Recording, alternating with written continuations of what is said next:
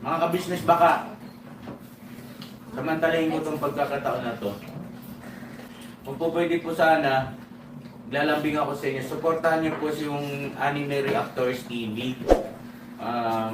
Solid ka business po yan.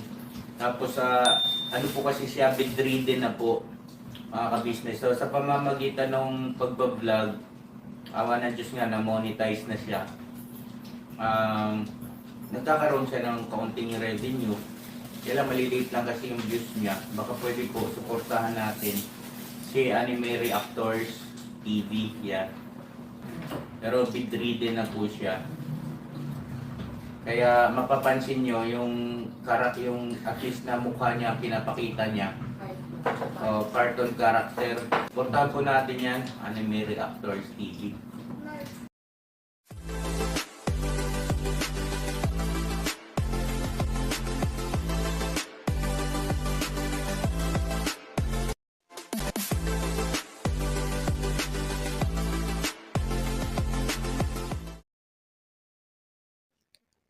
Hello guys, mapagpalang araw po sa ating lahat. Narito pong muli ang inyong lingkod, Anime Reactors TV. At sa mga hindi pa po nakaka-subscribe dyan sa aking munting channel, ay baka pwede naman pong makipindot na po na subscribe button. At makilike and share na rin po ng aking mga video. At patuloy din po natin suportahan ang Mag-amang Ka-Business Official at Papa Dins TV.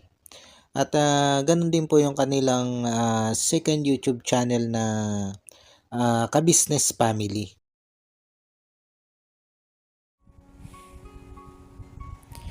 Yung panibagong araw, panibagong reaction ulit tayo mga business, mga kapapi. At for today's video po ay gawin po natin ng reaction. Itong ginawang pagpapakumbaba nito si Ka-Business dito sa mga taong alam naman po nating lahat na nakagawa ng hindi magandang issue laban dito kay Ka-Business. Pero bagamat nagawan nga po itong sila Ka-Business ng issue ng mga taong ito ay eto. Nagawa pa nga po ni Ka-Business na magpakumbaba sa mga taong ito para maging mapayapa lang, para maging maayos lang yung takbo ng komunidad nito si Ka-Business. At mga ka-business, mga kapapi, dito po natin hinangaan ang isang ka-business. Kung gaano kababa ang kanyang loob. Nasabi ko nga, sa kabila ng mga nagawa sa kanyang issue ng mga taong ito, na alam naman natin na pinagmulan yon ng mga pambabash sa kanya. Pero para sa kanya, ay mas mahalaga pa rin yung kapayapaan, yung kaayusan ng bawat isa. Dahil sabi nga niya, ayun kasi yung inilulugod ng ating Panginoon. Kaya eto nga mga ka-business, mga kapapi, na yung bang tipong siya na yung nagawan ng pagkakamali pero siya pa yung nag-effort para kumontak sa mga tao na ito para nga po doon sa pakikipag-ayos. At ang una nga po niya naging hakbangin dito ay ang mag-announce doon sa kanya naging live. At ang pamamaraan ng pag-a-announce niya ay yung pag-iimbita niya sa mga taong ito na dumalo sa darating nga po niyang kaarawan sa September 28. Pero dahil nga po sa desidido itong si Ka-Business na makipag-ayos na sa mga taong ito, ay hindi na po hinintay nitong si Ka-Business at sumapit pa ang September 28. At isa-isa na nga po niyang tinawagan itong mga taong gusto niyang makaayos. Dahil nga po dun sa mga hindi naging pagkakaunawaan nung mga nakaraang buwan. Dahil alam nga po niya na hindi basta-basta tutugon ang mga taong ito nang dahil lang doon sa kanyang announcement, doon sa kanyang live, sa ginawa niya nga pong imbitasyon sa mga taong ito, doon sa kanyang darating na kaarawan.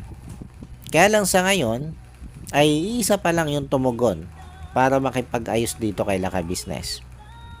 Nanong tawagan nga niya ay Sinagot yung tawag niya at yun, pumunta dito sa ka-business house at nakipag-usap ng ayos kay ka-business at nakipagkasundo din doon sa mga inilatag nila ka-business na alituntunin patungkol doon sa pagbablog para nga po hindi magkaroon ng issue ang bawat komunidad. Dahil ito naman yung layunin talaga ni ka-business doon sa kanyang ginawang pakikipag-ayos na ito ay yung magkaroon na ng kapayapaan ang bawat isa. At hinahangaan ko ito si ka-business sa kanyang ginawang ito.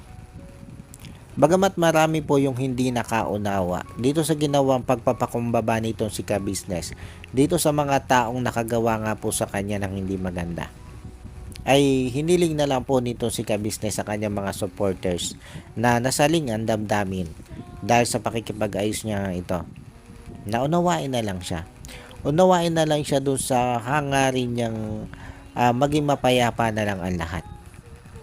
Pero hindi din naman po natin masisisi mga ka-business, mga kapapi, yung mga viewers na nasaktan nung panahong inilalaglag o hinihila pababa itong sila ka-business nitong mga taong ito. Kumbaga nasaktan po kasi sila Nasaktan po sila dahil mahal nila itong sila ka-business. Nasaktan sila dahil nakikita nila kung paano tinangkang ibagsak ng mga taong itong si ka-business. Nang dahil nga po sa mga issue na inilabas nila laban dito kay ka-business. At ito mga solid ka-business subscriber at supporters na ito ay talaga naman nakita natin na nakipagbakbakan din sa comment section nito mga taong sumubok na ibagsak itong si ka-business. Kumbaga nakipagtalo sila doon. Nakalos nakipag-away sila. Lalo na nga doon sa mga basher. Kaya naman, eto nga po, nung makipag-ayos itong sila ka-business sa mga taong ito, ay hindi po naiwasan ng mga solid ka-business viewers at subscriber o supporters na masaktan sa ginawang ito ni ka-business. Pero yun nga po mga ka-business, mga kapapi, tulad po ni ka-business, ay ako po bilang isang reaktor ni ka-business ay humihingi din po ng pag-unawa doon sa ginawa po ni ka-business na pakikipag-ayos sa mga ito o dito sa mga taong sumubok na ibagsak itong si ka-business.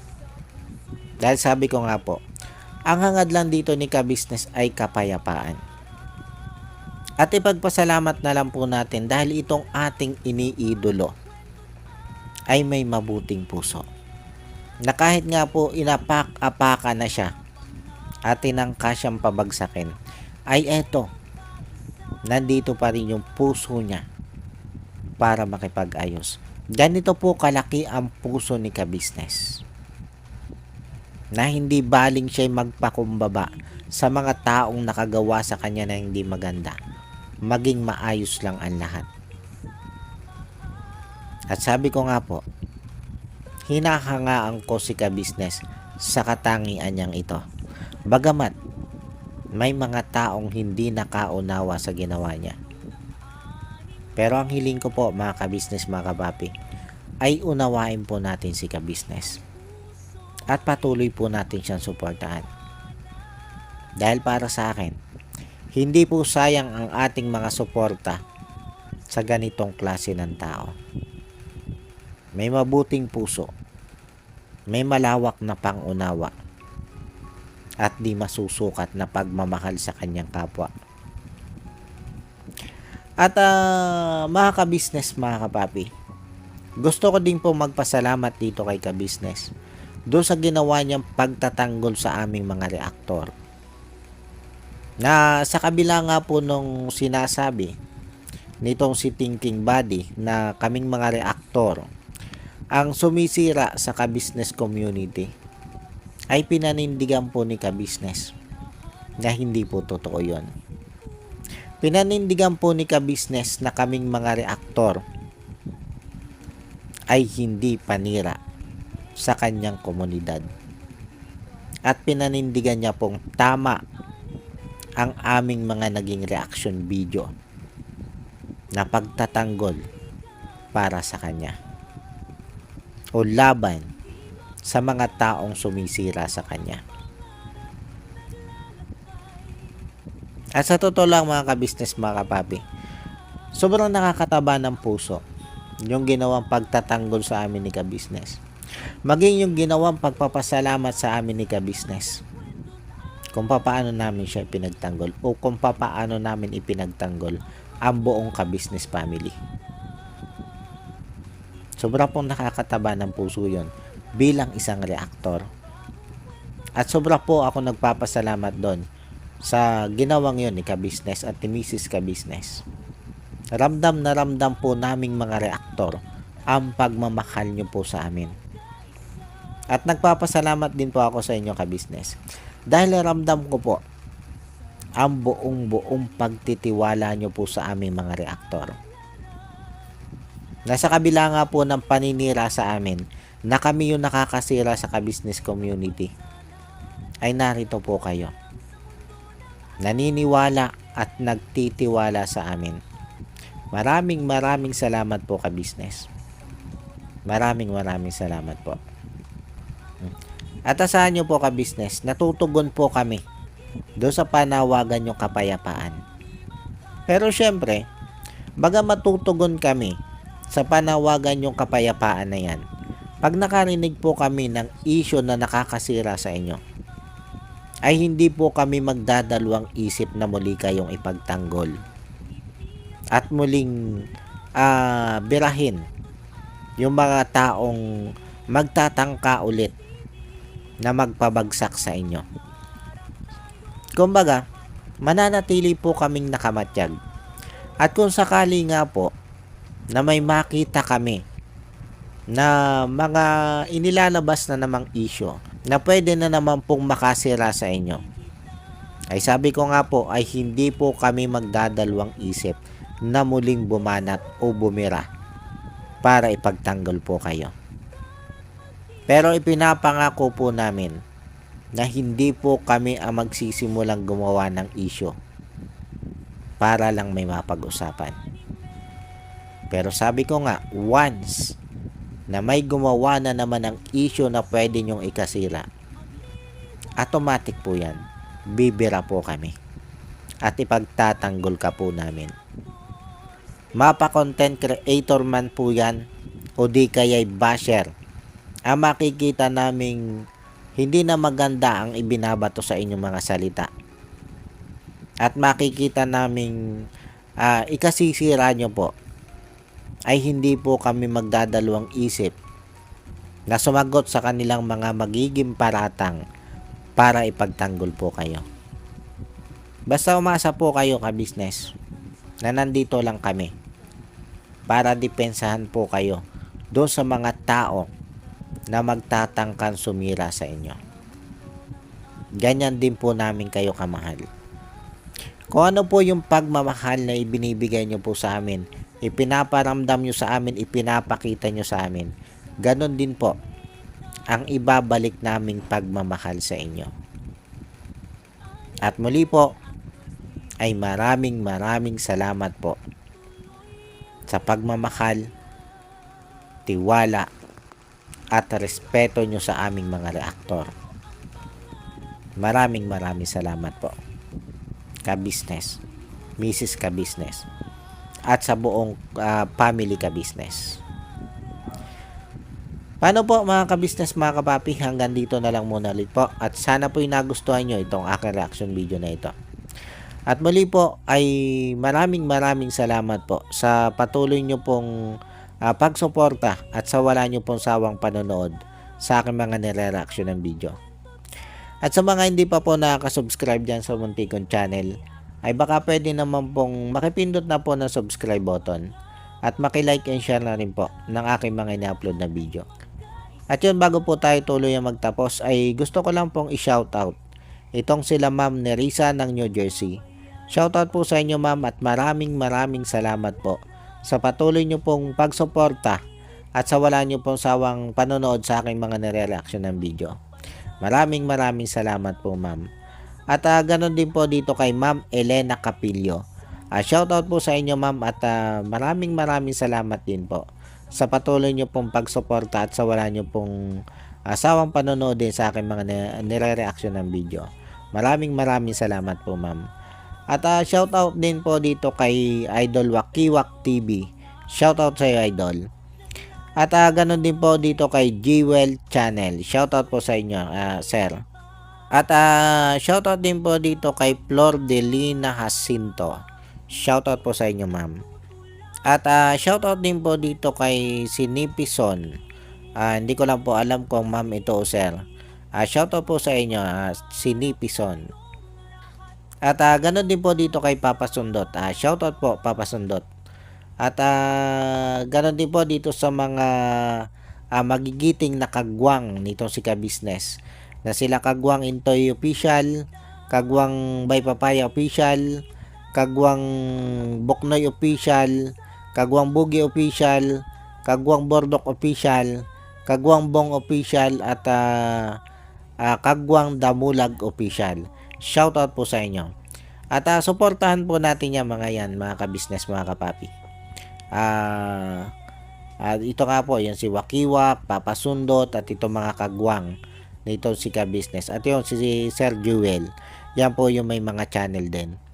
At ganon din po dito sa aking mga kasamang reaktor na sila Taong Gala, Kalingap Turak, Katangay PLC, Mamplers Channel, Alminda Mix Vlog, Annalisa Reality Vlog, MK Inday Okray, at Joyce 27 TV.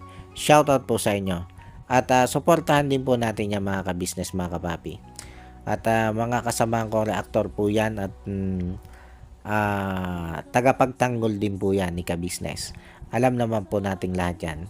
Alam po natin kung paano din nila ipagtanggol ang Ka-Business community.